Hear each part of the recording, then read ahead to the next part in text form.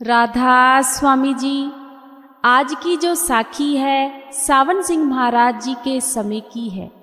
और आज की साखी से जो हमें सीख मिलेगी और जो बाबा जी के वचन हैं वह हमें भजन सिमरन में और ज़्यादा बल बख्शेंगे, शक्ति बख्शेंगे कि हमें भजन सिमरन अपना कैसे करना चाहिए। और इस साखी में हमें ये भी पता लगेगा कि हमें हमेशा हक हलाल की कमाई खानी है, कभी किसी का छीन कर नहीं खाना, कभी किसी से मांग कर नहीं खाना। बहुत ही प्यारी साखी है। एक भाई था जो डेरे से कुछ ही दूरी पर रहा करता था और उसकी एक झोपड़ी थी, लेकिन सावन सिंह महाराज जी से उसका भाई का बहुत ज़्यादा प्रेम था। जब जैमल सिंह बाबा जी थे तब भी बहुत संगत थी, लेकिन बहुत कम संगत थी। जब सावन सिंह महाराज जी आए तो काफ़ी संगत ने बढ़ोतरी हो गई, काफ़ी संगत बाबा जी के साथ जुड़ गई और सावन सिंह महाराज जी का सत्संग सुना करती थी, डेरे आया करती थी। ये भाई भी वहाँ पर जाया करता था। तब के समय में जो सावन सिंह महाराज जी हैं, या जैमल सिंह बाबा जी थे, या फिर चरण सिंह महाराज जी थे, संगत आम ही ऐसे घूमा करती थी, अपनी सेवा किया करती थी। तो हमेशा अपना जो भी सवाल था, जो भी बात होती थी, अपने गुरु के आगे रख देते थे और गुरु उसका बहुत ही प्यार से जवाब दे दिया करते थे। ऐसे ही यह भाई थे, इनका भी सावन सिंह महाराज जी के साथ बहुत प्रेम था। सत्संग पर जाना, सेवा पर जाना, जब सत्संग पर बैठे होते थे तो और भी काफ़ी संगत होती थी। उनका जो जो सवाल होता था वह सावन सिंह महाराज जी के आगे रखते थे। अब यह जो भाई था बहुत ही गरीब था। 1-2 बीघा इसकी ज़मीन थी और 2 इसके बेटे थे और पत्नी थी और कुटिया इसकी थी, बिल्कुल कच्चा घर था और कुछ भी इस भाई के पास कोई नौकरी नहीं, कोई कुछ नहीं। उस समय में नौकरियां भी बहुत कम हुआ करती थी, विरले ही होते थे जिनके पास नौकरी होती थी। सब लोग खेती बाड़ी ही ज़्यादातर किया करते थे। ऐसे ही समय चलता जा रहा था। अब वह भाई गरीब तो बहुत था। जब भी सावन सिंह महाराज जी का सत्संग सुनने जाया करता था तो एक ही बात बाबा जी से कहा करता था, बाबा जी मुझे यह बात समझ नहीं आती कि मेरे कर्मों का हिसाब किताब लगता है बहुत कड़रा है। तो सावन सिंह महाराज जी आगे से कह देते थे कि भजन सिमरन की ओर बेटा ध्यान देना चाहिए। यह कर्मों का हिसाब किताब तो हमेशा ही चलता ही आता है, लेकिन भजन सिमरन हमारी जिंदगी में सारी रुकावटों को दूर करता है। कभी हमें किसी हालात से कभी नहीं डरना चाहिए। बस जब वह भाई सावन सिंह महाराज जी से अपने सवाल जवाब कर लिया करता था तो जो मन था, दिल था और बड़ा हो जाता था, उसमें एक पावर आ जाती थी कि मेरे गुरु ने मुझसे वचन किए। अब इसी खुशी में वह भाई भजन सिमरन भी करता था और अपना घर का जो कारोबार था वह भी चलता जा रहा था। बच्चे बहुत लायक थे, उनकी जो वाइफ थी वह भी बहुत अच्छी थी। दोनों ने भजन सिमरन लिया हुआ था। समय ऐसे ही चल रहा था, अपने बच्चों का पालन पोषण कर रहा था वह भाई। बस ऐसे ही रफ्तार से जिंदगी चल रही थी और जो भी उस भाई का अनाज होता था उसको वह पूरा साल खाया करता था और उसे बड़े ही संभाल कर रख लिया करता था कि अगले साल पता नहीं क्या होगा क्या नहीं होगा, इसलिए पहले ही अनाज इतना रख लिया करता था और उसी हिसाब से खर्चा किया करता था।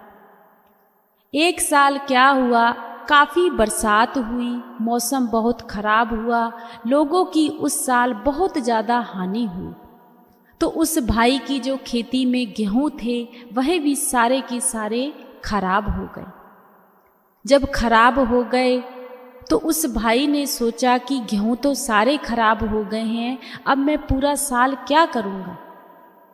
लेकिन मन में यही खुशी थी कि चलो थोड़ा बहुत मेरे पास अनाज है, उसी से ही काम चला लूंगा। लेकिन मन बहुत उदास। डेरे गया, सत्संग सुना, सावन सिंह महाराज जी से फिर कहा कि बाबा जी ऐसे ऐसे फसल बहुत खराब हो गई है, बहुत हालात खराब होते हुए लग रहे हैं। लेकिन सावन सिंह महाराज जी एक ही लफ्ज बोलते थे कि बेटा भजन सिमरन करो, भजन सिमरन करो। अब फिर से वह भाई भजन सिमरन ऐसे ही करता ही था और करने लगा। अब जो अनाज था वह भी धीरे धीरे खत्म होना ही था। जब अनाज खत्म हो गया तो अब कुछ भी समझ में नहीं आ रहा था। माता पिता तो किसी पल के लिए भूखे भी रह सकते हैं, लेकिन अपने बच्चों को भूखा देख नहीं सकते। तो उस भाई ने क्या किया, उसका पड़ोस में ही भाई रहा करता था, उसकी खेती काफ़ी अच्छी थी, फसल तो उसकी भी खराब बहुत हो गई थी, लेकिन उनके पास जो अनाज था वह काफ़ी था। तो उसका भाई कहने लगा कि तू क्यों चिंता कर रहा है, अनाज है, अपने बच्चों को भूखा मत रख, तू ऐसे कर मुझसे अनाज ले ले।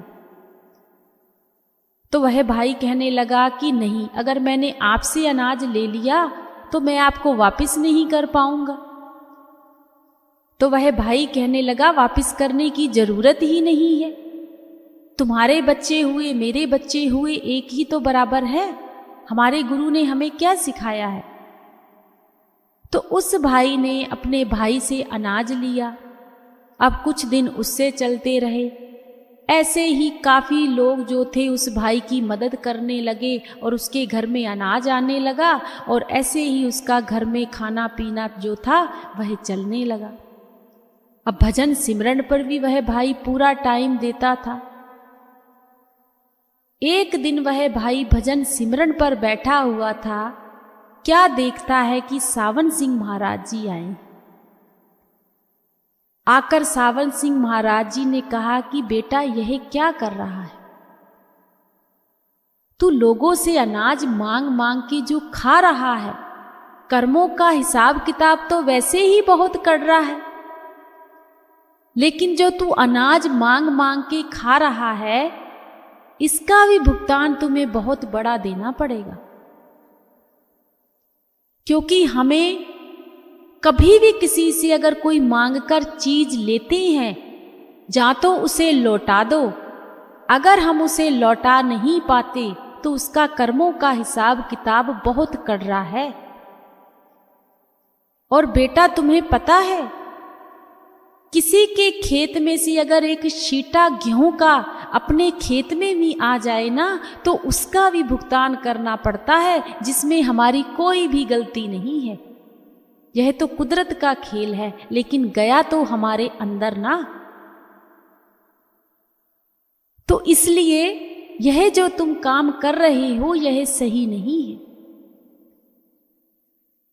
जब आंखें खोली तो उस भाई की आंखों में सिर्फ और सिर्फ आंसू थे कि अब क्या करूं, मेरे गुरु तो मुझे यह संदेश देकर गए हैं, मैं बच्चों का कैसे पालन पोषण करूंगा, कैसे उनको खिलाऊं पिलाऊंगा। उस भाई ने अपनी वाइफ से बात की कि ऐसे ऐसे सावन सिंह महाराज जी आए थे और मुझे यह संदेश देकर गए हैं। वाइफ भी बहुत अच्छी थी, वह कहने लगी ठीक है, अगर बाबा जी ऐसा कह के गए हैं तो हम नहीं ऐसा काम करेंगे, लेकिन जो अनाज है जितने दिन का है उतने दिन तो बच्चों को खिला दे। तो वह भाई कहने लगा कि अनाज अब बचा ही कितना है, 2 दिन का और है, लेकिन मैं तो नहीं खाऊंगा, बच्चों को खिला दो। अब वैसा ही हुआ, 2 दिन का जो अनाज था वह भी खत्म हो गया।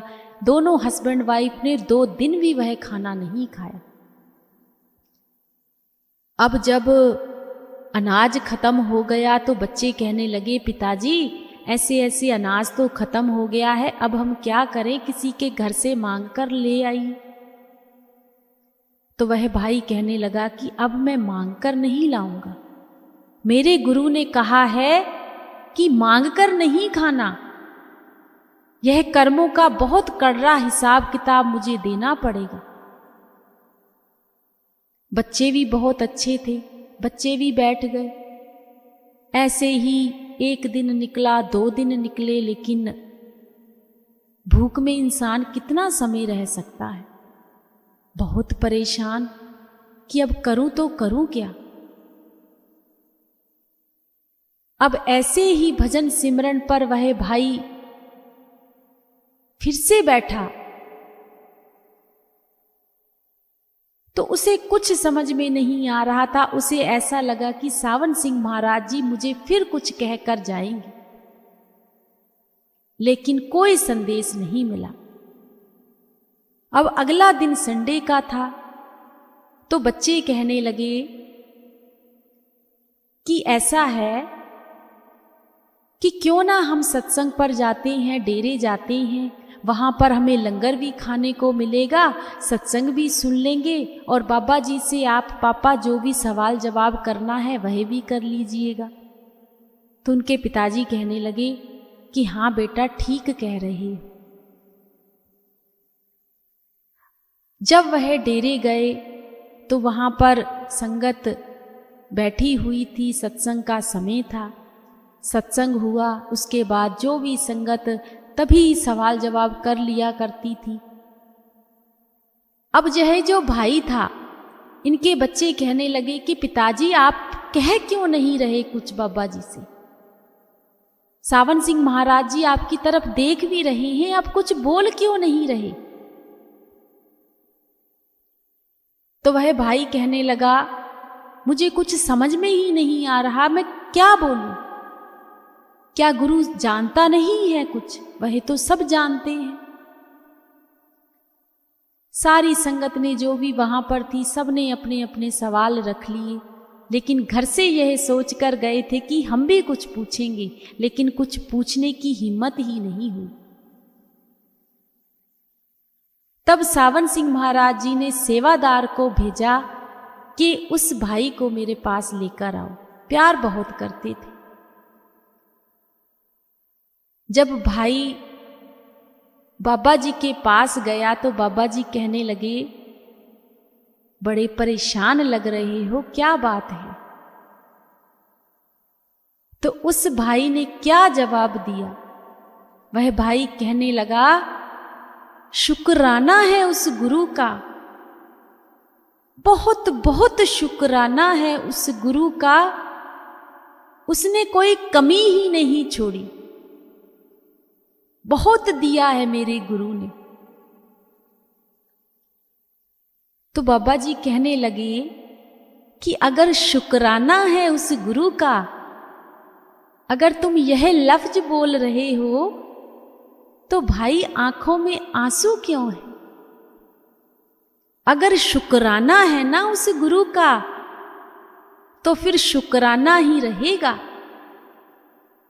फिर आंखों में आंसू नहीं होने चाहिए। लेकिन अगर तुम्हारे मन में कोई बात है तो बताओ। तो उस भाई ने कहा कि नहीं, कोई बात नहीं है, बस शुक्राना ही है उस गुरु का।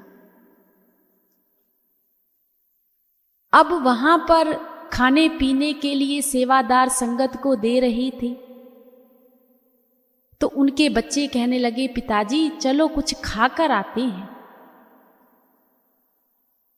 तो बाबा जी ने कहा कि बेटा घर जाओ।